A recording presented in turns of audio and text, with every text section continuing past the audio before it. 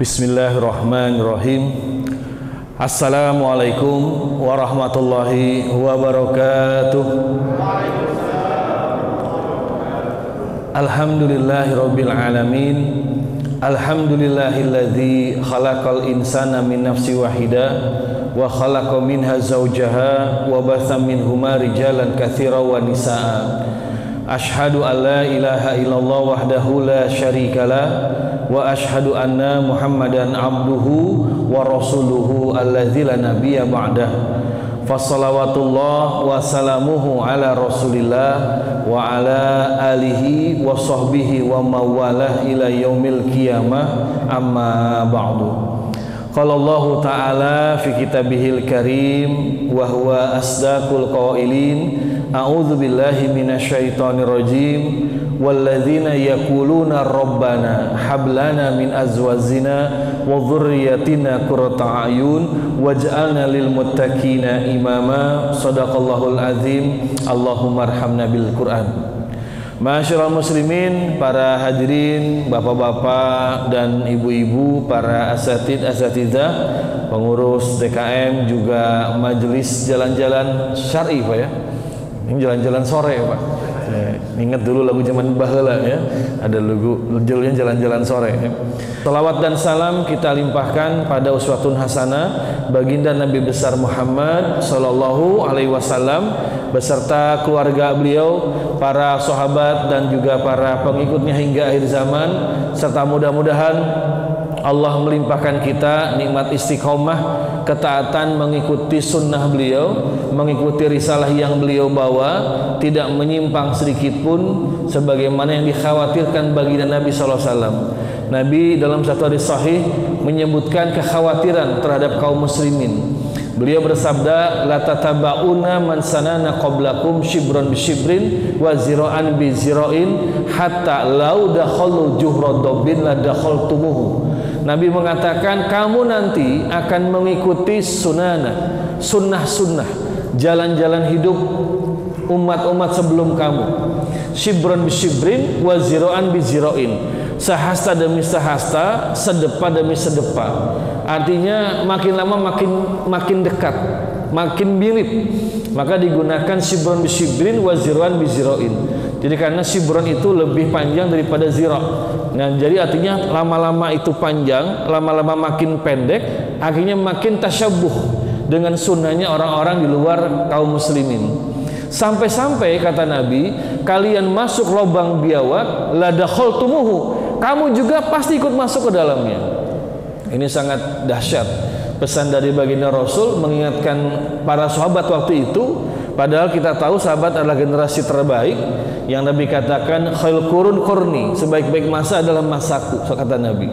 Tapi Nabi berpesan bahwa nanti akan ada satu masa bahwa kalian akan mengikuti sunnah-sunnah umat sebelum kalian, step by step, makin lama makin dekat. Bahkan kalau mereka masuk lubang biawak, Nabi sebutkan juhrod dob. Dob itu binatang yang kotor dan dia punya sarang. Sarangnya itu para ibu bapak jamaah Allah muliakan. Jadi sarang biawak itu beda dengan sarang ular. Kalau sarang ular itu dia lubang keluar masuknya banyak. Tapi kalau lubang biawak itu lubang keluar masuk cuma satu. Masuk dari situ, keluar juga dari situ. Nah, artinya bahwa nanti kalian, itu Nabi berikan kiasan, akan mengikuti sunnah umat sebelum kalian, masuk persis ke dalam lubang biawak. Kalau mangsa sudah masuk lubang biawak, dia bisa keluar cuma lubang itu juga. Sehingga peluang untuk bisa hidup itu meloloskan diri sangat kecil. Karena lubang keluar masuk cuma situ. Beda kalau lubang tikus, lubang ular itu dia banyak lubangnya, masih bisa lolos lewat lubang yang lain. Tapi kalau lubang biawak cuma satu. Sehingga gambaran kalau kalian mengikuti sunnahnya mereka, maka masuk tempat yang kotor dan berbahaya sekalipun, kamu ikut masuk dan pasti akan celaka. Ini gambaran yang diberikan baginda Rasul tentang nasib umat nanti di akhir zaman. Ya, barangkali kita sekarang ini sudah ada dalam kondisi seperti itu, di mana banyak di antara kaum muslimin ini itibanya atau tamasuknya, mengikutinya atau berpegangnya bukan kepada sunnah Rasulullah, tapi pada sunnah umat-umat sebelum kita. Siapa itu? Ada dua riwayat. Yang pertama menyebutkan para sahabat bertanya, apakah Yahudi dan Nasrani? Kata Nabi, bala. Siapa lagi kalau bukan mereka? Dalam lafaz lain ditanyakan, Romawi dan Persia? Bala, kata Nabi. Siapa lagi kalau bukan mereka? Jadi ini satu gambaran yang berisi tausiah yang saya kira sangat keras ya, kepada kita, bahwa sunnah yang kita ikuti cuma satu, sunnahnya Rasulullah. Yang dimaksud dengan sunnah di sini bukan sunnah amalan sunnah Bapak Ibu ya, karena kalau kita ngomong masalah sunnah yang terbayang salat sunnah, puasa sunnah. Tapi yang dimaksud dengan sunnah di sini adalah risalah, ajaran yang dibawa oleh Nabi kita Muhammad SAW. Tapi Nabi gambarkan akan ada satu masa kalian justru itibanya mengikutinya bukan sunnah Rasulullah, tapi sunnah umat-umat yang lain dalam berbagai macam bidang, dalam berbagai macam hal, termasuk di dalam pernikahan, dalam pendidikan anak. Banyak orang tua menikahnya itu secara islami, ijab kabulnya di masjid, maharnya juga seperangkat alat sholat, tapi nggak lengkap dengan musholanya Pak ya. Tapi begitu kemudian mendidik istri, mendidik anak bukan dengan sunnah Rasulullah. Suaminya, istrinya, anaknya diberikan nafkah bukan nafkah yang halal, tapi nafkah yang haram. Akhirnya anaknya kemudian hobinya flexing, pamer kekayaan bapaknya yang ternyata belum bayar pajak begitu, belum dilaporkan. Mentalnya mental yang beringas, yang brutal, main pukul, main sikat, main hajar, bahkan mau membunuh anak orang, gak punya perasaan takut. Nah inilah sunnah umat-umat sebelum kita seperti itu. Karena kalau kita lihat bagaimana Nabi dan juga para sahabat dalam mendidik anak itu Masya Allah. Ada sahabat Nabi namanya Abu Dujanah Pak. Abu Dujanah ini sahabat Ansor. Jadi Abu Dujanah Al-Ansori. Dan beliau ini termasuk dua orang sahabat yang mendapatkan ghanimah pada waktu perang Badar. Yang Ansor lain nggak dapat. Nabi hanya membagikan harta ghanimah pada perang Badar kepada Muhajirin dan cuma dua orang Ansor, diantaranya Abu Dujanah. Kenapa? Karena orang Muhajirin itu mereka dalam keadaan fakir, baru hijrah Mekah ke Madinah. Yang dua orang Ansor ini dua orang Ansor yang fakir diantara orang-orang Ansor. Tapi memang Abu Dujanah ini Masya Allah ibadahnya luar biasa. Jadi nggak pernah ketinggalan salat berjamaah di masjid. Nah, ini malu kita ya. Kalau beliau ini orang miskin, orang fakir, tapi nggak pernah ketinggalan salat jamaah di masjid gitu. Makanya memang jangan sampai kasur kita terlalu empuk Pak. Ya. Terlalu empuk bangunnya susah. Ya. Dalam satu riwayat Nabi itu kalau bikin kasur Bapak Ibu itu bilang kepada tukang kasurnya, jangan dibuat terlalu empuk kasurku, membuat aku nanti susah bangun qiyamul lail. Itu Masya Allah. Nah, kalau kita cari kasur yang paling empuk Ibu ya, kalau gak empuk komplain kepada suami, ini kasurnya udah ini nih, udah blesak gitu kan, ganti yang baru gitu kan. Nah Abu Dujanah ini gak pernah ketinggalan sholat berjamaah, termasuk sholat subuh. Tapi nah ini suatu ketika Nabi SAW perhatikan, ini sebelum masuk ke tema Bu ya, sebelum masuk ke tema ini, Abu Dujanah ini beberapa kali sholat subuh itu langsung pulang, tidak membaca Allahumma antas salam, tapi Allahumma lantas jalan begitu ya. Langsung berangkat pulang. Nabi curiga, heran kenapa kok berubah sikap Abu Dujanah ini. Akhirnya suatu ketika Nabi tanya, "Hai Abu Dujanah, biasanya anda ini beres sholat subuh itu zikir, wirid, doa yang panjang. Kenapa sudah beberapa waktu aku perhatikan ba'da sholat subuh engkau langsung pulang?" Abu Dujanah dia cerita Bu, cerita. Apa ceritanya? Ya Rasulullah, aku punya tetangga orang Yahudi, punya pohon kurma lebat. Dan kalau malam hari angin bertiup kencang, itu buah kurmanya jatuh ke halaman rumahku. Itu. Suatu ketika setelah pulang dari masjid salat subuh, aku melihat anakku sedang makan kurma punya tetanggaku itu. Maka aku minta anakku untuk memuntahkan kurma yang dia telan, yang dia makan, yang dia kunyah, sambil aku katakan, wahai anakku ya budaya, jangan bikin malu bapakmu di hadapan Allah. Ini sikap warok, karena sebetulnya kalau buah tetangga masuk halaman rumah itu kita punya hak gitu.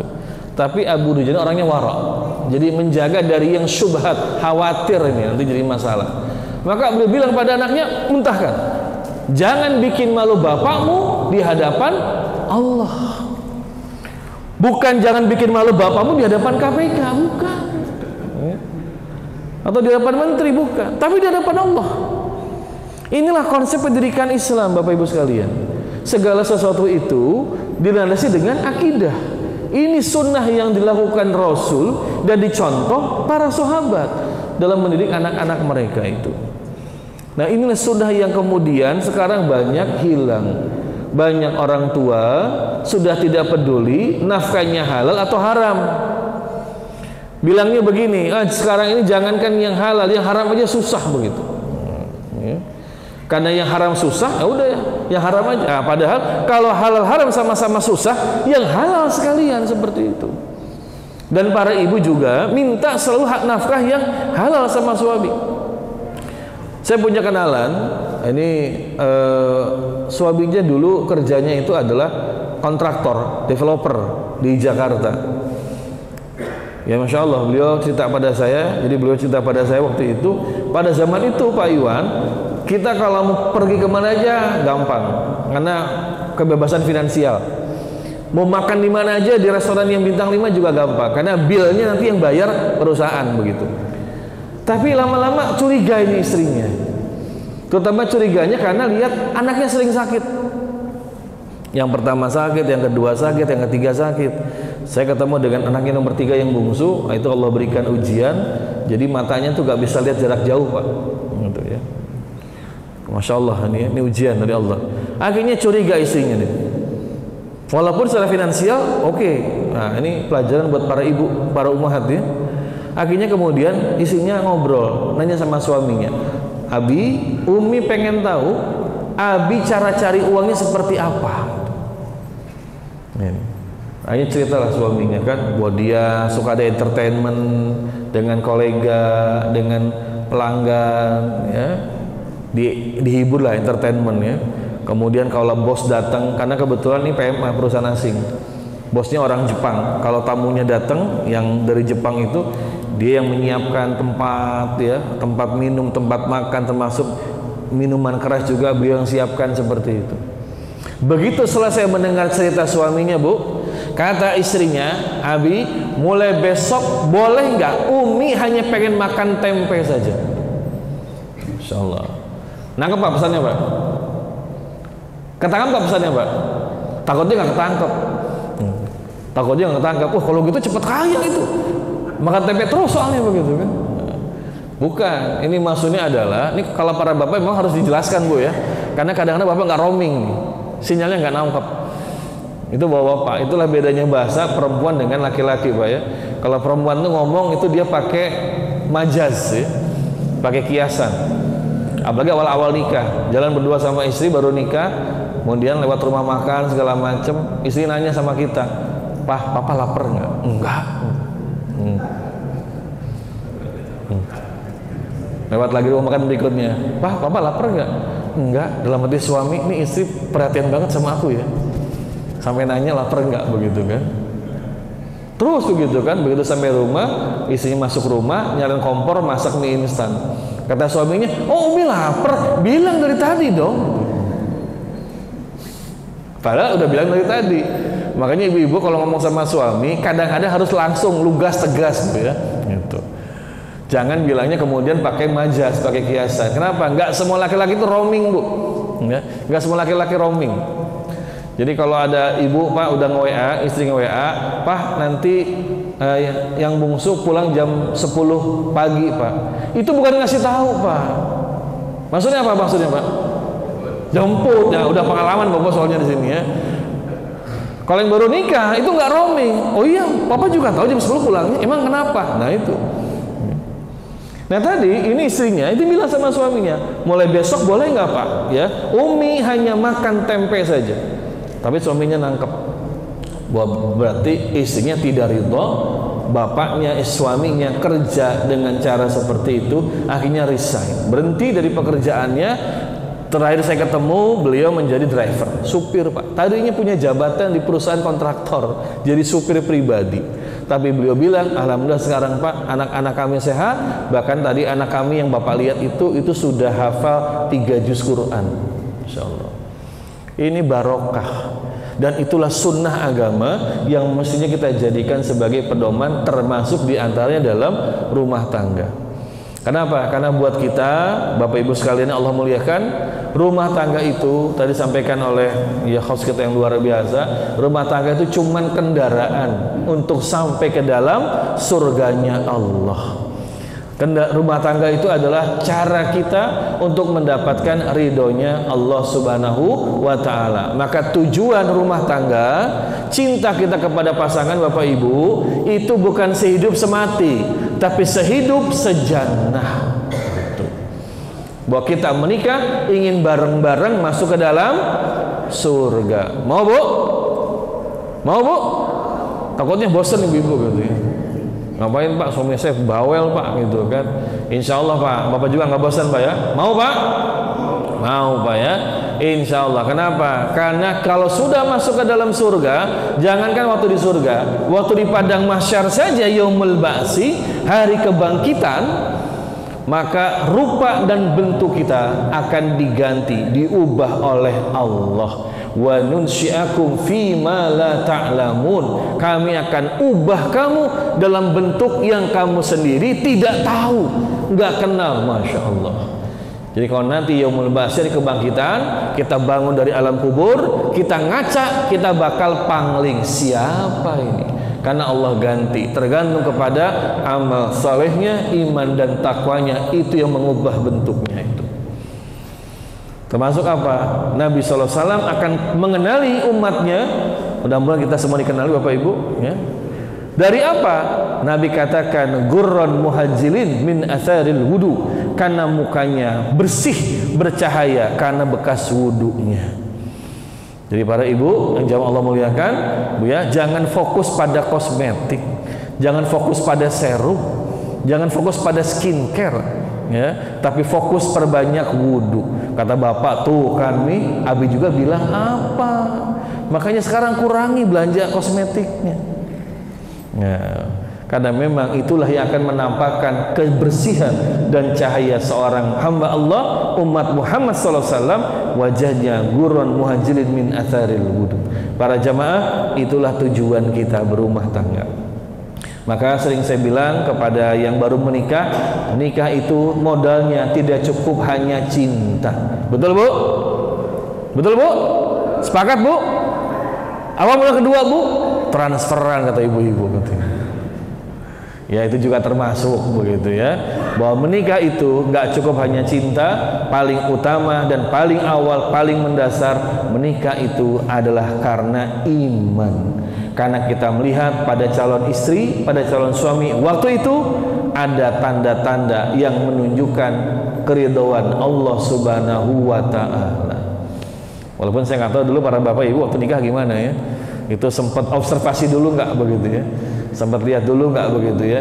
Apalagi zaman baheula mah belum ada media sosial. Kalau zaman sekarang ini mau lihat calon istri, calon suami buat anak-anak kita itu gampang. Lihat aja, follow akun medsosnya, akun IG-nya, isinya apa? Kebanyakan foto-foto selfie atau tentang agama, ketahuan dari situ.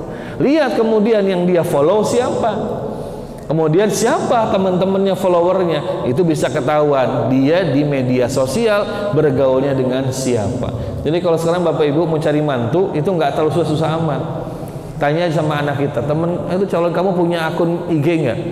Ya, ada Pak, ada Bu, ini akunnya. Bapak lihat aja, ibu lihat, oh ini dia kayak begini. Dari situ bisa kepantau keseharian dia, teman-temannya siapa, komennya apa, juga kemudian siapa teman-temannya. Ini Masya Allah, zaman sekarang ini lebih dipermudah. Kalau zaman dulu Bapak Ibu mencari jodoh itu melihat kepada nasabnya. Makanya kalau kita baca nama-nama sahabat atau nama-nama ulama selalu dicantumkan nasabnya. Umar bin Khattab, Utsman bin Affan, Ali bin Abi Thalib, Bilal bin Abi Rabah, Talhah bin Ubaidillah, itu selalu dicantumkan. Kenapa? Karena itu cara untuk mengenali siapa calon pasangannya, dari keluarga mana, bani apa, kabilahnya apa. Karena tiap bani, tiap kabilah punya culture, punya kebiasaan, punya budaya tertentu. Dari situ akan terpantau seperti itu. Nah, kalau orang Indonesia kan nasabnya dihilangkan, ya, begitu kan? nasabnya dihilangkan, malah kemudian namanya juga diganti-ganti seperti itu. Kalau Masya Allah, itulah sunnah-sunnah di dalam pergaulan dan dalam keluarga. Maka para hadirin jamaah Allah muliakan, mudah-mudahan Bapak Ibu semua dengan pasangan sama-sama punya cita-cita masuk ke dalam surga. Amin ya rabbal alamin. Baik para hadirin jamaah Allah muliakan, sebelum dimulai ada pepatah mengatakan tak kenal maka ta'aruf, Bu ya. Enggak boleh sayang-sayangan, Bu, ta'aruf ya. Gitu ya. Nah, ini data pribadi saya. Oh, tadi yang tadi bacakan itu data yang belum saya update itu ya. Oh. Ya, itu data yang belum saya update. Itu udah mungkin 10 tahun lalu kayaknya itu. Ya, mohon maaf ya, ngapunten ya, nggak ngasih data yang terbaru ya seperti itu. Kalau panitia nanya, saya kasih biasanya ya. Ini aktivitas saya, memang nggak dicantumkan di sini ya, tanggal lahir, bulan, segala macam ya. Yang jelas dari namanya sudah ketahuan, Iwan Januar, berarti lahir bulan apa, Bu? Januari. Ya, itulah zaman kegelapan ya. Jadi pada tahun dulu 80-an, 70-an, yang namanya orang tua punya anak biasanya dikaitkan dengan bulan kelahirannya. Tapi bukan bulan Hijriah, yang dipakai bulan Masehinya begitu. Jadi kalau namanya Yuli pasti bulan Juli ya. Juni namanya pasti bulan Juni ya. Agustina berarti bulan Agustus begitu ya. Desi berarti bulan Desember seperti itu. Nah, itu orang tua dulu. Kalau sekarang alhamdulillah ya, saya perhatikan nama-nama anak-anak di absen itu bagus-bagus namanya. Sudah nama-nama Islami ya, Masya Allah, ini yang luar biasa. Baik, ini beberapa kegiatan saya Bapak Ibu sekalian. Ini situs saya iwanjanuar.com. Monggo Bapak Ibu barangkali yang ingin dapat tulisan-tulisan seputar rumah tangga, parenting, juga dakwah ya, ini bisa baca di situ. Ini beberapa buku-buku yang sudah saya tulis ya. Tadi yang disebutkan oleh ini host kita itu Masya Allah, itu buku-buku yang juga saya juga nggak punya sekarang bukunya Pak ya, entah kemana ya itu ya. Saya bukan termasuk kolektor buku-buku saya pribadi, karena punya kasih ke orang ya. Akhirnya nggak punya sendiri stoknya begitu ya. Ini beberapa buku-buku ya. Nanti silakanlah kalau Bapak Ibu kalau barangkali ingin mendapatkannya, tafadhol. Baik Bapak Ibu, sebelum kita mulai kita sama-sama sepakati dulu beberapa aturan selama talim ini agar tertib. Yang pertama saya minta semua alat komunikasi di silent. Nah, silakan Bapak Ibu ya. Nah, kemudian yang kedua, fokus pada materi. Jangan fokus pada yang lain Bapak Ibu ya. Jangan fokus pada rotinya enak nih alhamdulillah ya. Itu barokah ya. Juga jangan fokus pada layarnya gitu kan. Nah, fokus pada materinya. Yang berikutnya, Bapak Ibu saya minta masuk ke sini bawa gelas kosong dan bersih. Bapak Ibu bawa? Enggak. Nah, maksudnya adalah tinggalkan semua masalah di luar dan siap menerima materi. Nah, jadi masuk ke sini tinggalkan dulu semua masalah di luar ya. Oh, kasihan itunya penjaga ruangan gitu ya.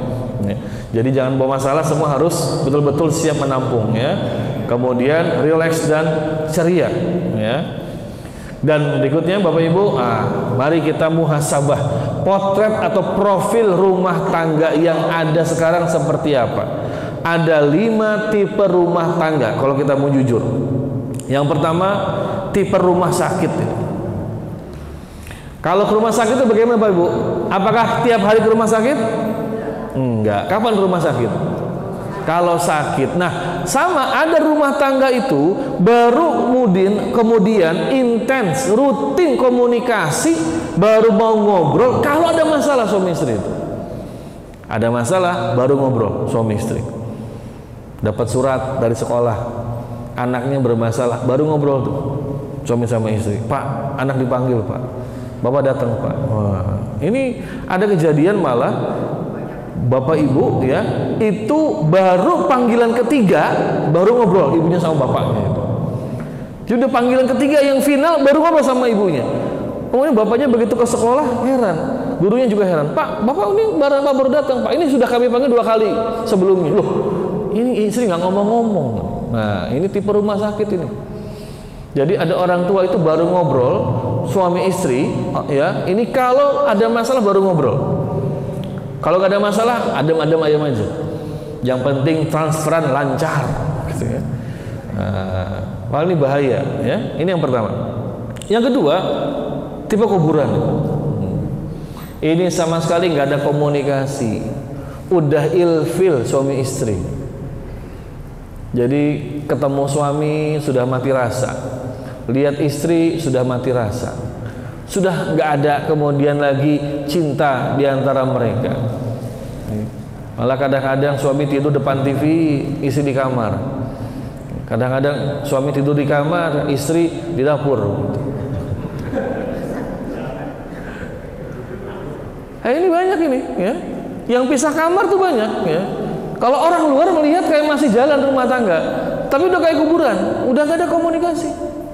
WA juga enggak, telepon juga enggak.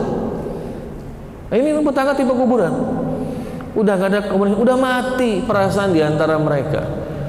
Karena kalau rumah tangga yang masih normal, ya, itu namanya hubungan suami istri, komunikasi masih jalan. Yang namanya ibu-ibu kalau suami pergi keluar kota, nggak nelpon nggak WA, kira-kira gimana perasaannya, Bu? Wah, gimana perasaannya, Bu? Atau nggak punya perasaan, jangan-jangan gitu? Biasa aja lah gitu kan, gitu. Gimana, Bu? Nunggu WA nggak, Bu? Nunggu telepon nggak, Bu? Jujur loh, Bu, ya. Jangan karena saya tanya nih begitu ya. Nggak pernah gitu, biar aja gitu. Udah tahu jalan pulang ini begitu. Kalau rumah tangga tuh masih jalan, perasaannya masih ada, suami pergi jauh gitu kan, dinas luar sehari 2 hari, itu nge-WA, nelpon. Kalau nggak suaminya, istrinya nge-WA. Istri nanya, Pak udah sampai belum, Pak? Begitu. Atau suami yang nge-WA, alhamdulillah nih aku udah sampai, begitu kan. Atau nelpon, video call apalagi, alhamdulillah nih udah di hotel nih, hotelnya nih, begitu kan. Nah, jangan kirim fotonya 10 bulan yang lalu ternyata begitu. Kamuflase ini. Tapi kalau sudah kayak kuburan, ini sudah mati perasaannya. Udah nggak ada lagi cinta di antara mereka. Na'udzubillah. Ini banyak pasangan yang ternyata kehidupan keluarganya itu udah sepi, udah nggak ada komunikasi. Yang ketiga, nah ini tipe terminal nih. Kalau di terminal banyak orang, Bapak Ibu, banyak ya. Rame nggak terminal? Rame. Kita suka ketemu sama orang samping kita mungkin di bandara, di terminal nih, ada Pak Samuel di bandara ya, ketemu penumpang lain, terus suka ngajak ngobrol. Betul nggak, Bu, Pak? Ngobrol apa, Pak? Yang akrab atau sebetulnya formalitas basa-basi? Ya basa-basi gitu. Kamu kemana, Pak? Mau balik papan? Oh, pesawatnya berapa? Ini jam 2 gitu kan. Basa-basi aja. Gak sampai kemudian curhat, Pak tahu nggak, Pak? Tetangga sebelah saya, Pak, itu, Pak. Katanya aja ngobrol, terserah, Bu, bukan urusan saya tuh, gitu kan. Nggak ada tuh. Nah, ada rumah tangga ini tipe terminal dan bandara dan pelabuhan. Kalau ngobrol cuman basa-basi, cuman formalitas, bukan sungguh-sungguh ngajak ngobrol. Beda dong kalau namanya rumah tangga itu ya, yang betul-betul masih ada perasaan sayang dan cinta. Kalau ngobrol tuh kemudian pasti ada unsur, ada rasa di situ, gitu kan. Ya Allah, Bapak pulang kehujanan, Pak. Capek nggak, Pak? Mama siapin ya teh hangat begitu kan. Ini kan ngobrol tapi di situ ada perasaan. Gitu. Nggak cuman, oh Bapak kehujanan. Iya, udah tahu kehujanan nanya begitu kan. Nah, ini kan basa-basi seperti itu. Ada rumah tangga tipe terminal. Jadi mereka tuh ngobrol bukan karena masih ada perasaan, ya karena basa-basi aja. Ini udah menjelang kayak kuburan nih, ini ya. Dan yang paling parah ini Bapak Ibu ya. Rumah tangga tipe ring tinju nih. Kerjanya berantem mulu, bahkan sampai KDRT. Dan ibu-ibu jangan salah, para bapak jangan salah, korban KDRT bukan cuma ibu-ibu, tapi juga para bapak gak sedikit jadi korban KDRT.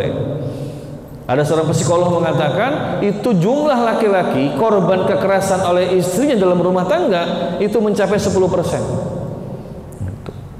Banyak laki-laki, Bu, jadi korban kekerasan dalam rumah tangga. Mungkin ada ibu nanya, kok bisa sih? Bisa begitu. Ya.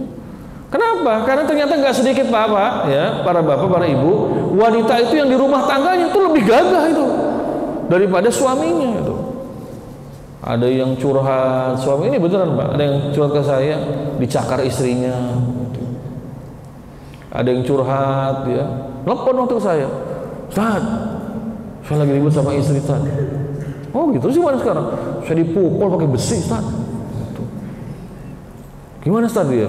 Saya bilang, antum kan laki-laki, tegakkan qawam, ar-rijalu qawamuna 'ala nisa, gitu kan? Ya Ustaz, Tapi nanti aja. Kenapa emang? Saya lagi di pasar tidur di teras rumah, Ustaz. Masya Allah, ternyata banyak Bu, banyak Pak. Bapak masih ingat gak ada hakim di Medan yang dibunuh istrinya itu? Ya, ada hakim di Medan dibunuh istrinya. Ada juga itu bapak-bapak di Rawamangun yang dibunuh istrinya, dibuang ke Sukabumi, dibakar di Sukabumi mayatnya itu sama istrinya itu. Makanya para bapak, kalau bini udah megang korek api, hati-hati Pak. Dibelem itu Pak, bisa-bisa Pak, dibakar gitu kan. Ini betulan Bu ya. Nggak sedikit ternyata laki-laki jadi korban KDRT. Cuman masalahnya yang lapor jarang. Kenapa Bu Pak? Kenapa jarang lapor Pak? Malu gitu kan. Masa lapor ke polisi? Lapor Pak. Kenapa? Saya dipukul Pak. Itu bawa belur Pak. Sama siapa? Bini saya. Kata polisi, cupu. Malah juga korban, kalau polisi juga korban juga sebetulnya. Itu kan, masya Allah. Itu banyak sebetulnya. Ini ada tipering tinju. Ada juga pernah curhat ke saya gitu kan, pasangan muda gitu ya, menceritakan tentang ibunya, ibu mereka, ya salah satu dari mereka gitu ya. Jadi pokoknya bapak saya Pak, kalau udah ada masalah yang turun ibu saya. Kata ibu saya, papa udah papa masuk kamar aja, mama yang beresin ini. Suruh masuk kamar papanya, papa aja yang beresin. Ternyata memang ibunya itu leadershipnya lebih kuat, dan ternyata ibunya jabatannya bapak ibu tahu apa? Wakil Polda. Pantesan takut sih bilang suaminya gitu kan. Bisa di Ferdi Sambo jilid 2 dia bilang gitu kan. Masya Allah. Ini realita. Banyak rumah tangga yang itu berisi pertengkaran, baik itu verbal, caci maki, sampai kemudian fisik terjadi. Bukan cuma oleh laki-laki pada perempuan, tapi juga perempuan pada laki-laki. Nah, Masya Allah. Dan ini bisa terjadi karena apa? Karena kita nggak mengikuti tuntunan agama, nggak menjadikan sunnah Nabi sebagai tuntunan di dalam kehidupan rumah tangga. Termasuk apa yang sering terjadi sekarang itu, nggak sedikit ibu-ibu yang suka curhat di media sosial, nulis di IG, kalau ibu Facebook biasanya Facebook ya, suamiku payah, gitu. Satu dunia tahu, nah ini begitu kan. Suatu ketika pernah istri saya nyolek, ya lihat tuh, kenapa? Dia memperlihatkan di satu akun Facebook punya kawannya itu lagi ribut sama suaminya. Kata orang Bogor bilang, Bu, di Facebook itu real time ya, sedang patembal-tembal, saling saut-sautan Pak, saling balas caci maki di Facebook, dan itu real time, live terjadi. Caci maki di Facebook bilang, wah Allah ya Robbi, ini hidup drama banget kayak begini. Masya Allah, di mana kalau begitu? Yang namanya menjaga kehormatan keluarga. Sementara Allah mengatakan, hunna libasulakum wa antum libasulahunna, bahwa istri-istrimu Pak pakaian untukmu, dan laki-laki itu pakaian untuk istri. Dikatakan oleh Imam Nawawi Al-Bantani dalam tafsirnya, yang dimaksud di situ adalah apa? Saling menutupi aib masing-masing. Bahwa rumah tangga itu suami istri diantara perannya adalah menutupi aib.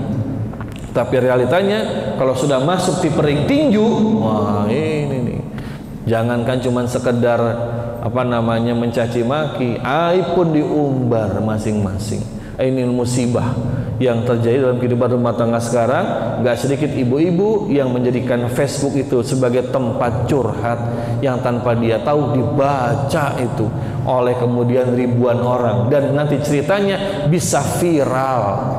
Kalau sudah viral jadi naskah itu istri-istri yang tersakiti, langsung ku menangis ya.